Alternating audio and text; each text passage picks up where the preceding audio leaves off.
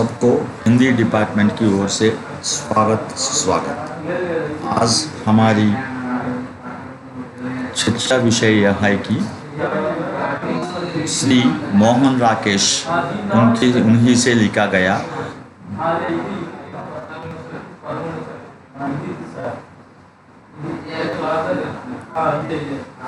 परमात्मा का पुस्तक नामक कहानी के बारे में जानकारी लेंगे। पहले मोहन राकेश के बारे में कवि परिचय सुनेंगे। हिंदी के महान उपन्यासकार मोहन राकेश का जन्म 8 जनवरी 1925 को अमृतसर पंजाब में हुआ था। उनके पिता पेशे से वकील थे और साथ ही साहित्य और संगीत के प्रेमी भी थे। पिता की साहित्यिक रुचि का प्रभाव मोहन राकेश पर भी पड़ा। मोहन राकेश ने पहले लाहौर के ओरिएंटल कॉलेज में शास्त्री की परीक्षा पास की। किशोरावस्था में फिर से पिता का साथ उठने के बावजूद उन्होंने हिम्मत नहीं हारी और पढ़ाई जारी रखी। इसके बाद उन्होंने पंजाब विश्वविद्यालय से हिंदी और अंग्रेज में एमए पास किया। परमात्मा का कुत्ता मोहन राकेश की प्रसिद्ध कहानियों में से एक है। इसमें आप सरकारी दफ्तरों में व्याप्त लाल फीताशाही, भ्रष्टाचार तथा उदासीनता का सजीव चित्रण करते हैं। मोहन कहानी के आरंभ में एक सरकारी दफ्तर के परिसर का चित्रण किया गया था। वहाँ कई लोग अपनी फाइलों का काम उनमें बाल बच्चों, बूढ़े, निस्सहाय बहुत होते हैं, किंतु वहाँ कर्मचारियों पर इनकी स्थितिगतियों का कोई प्रभाव नहीं होता। एक बूढ़े अपने मरे हुए बच्चों को मिली जमीन के बारे में पूछती है, किंतु उसका जवाब देने वाला कोई नहीं है। सभी कर्मचारी अपने में मस्त हो इन लोगों के प्रति उदासीन रहते हैं। कई लोग चाय पीते रहते हैं। फाइलों का काम उन्हीं का जल्दी होता है जो इन लोगों को कुछ पैसे घूस के रूप में देते हैं। इन सब से ऊपर अधिकारी जो कमिश्नर साहब है, वे भी कुछ दस्तखत करके मैगजीन वगैरह पढ़ने में व्यस्त है।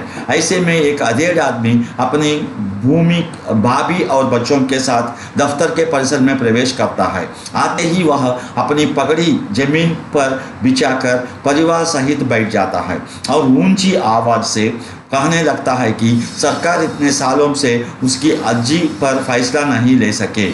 वह पाकिस्तान से आया हुआ भारतीय है और उसके कुछ रिश्तेदार अभी भी पाकिस्तान में ही है।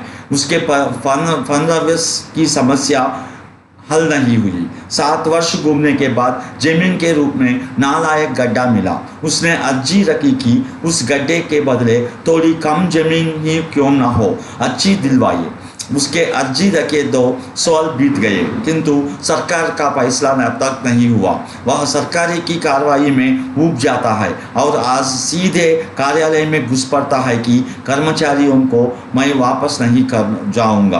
वह कहता है कि कर्मचारियों ने उसका नाम भी बदल डाला। अब वह उसका 7226 बढ़ा सकता है, क्योंकि वह उसकी फाइल का नंबर है। धीरे धीरे सबका ध्यान उस पर लगता है और चपरासी उसे निकालने की कोशिश करता है। इतने में वह अचानक कर्मचारियों का कुत्ता साला कहते हुए गालियां देने लगता है।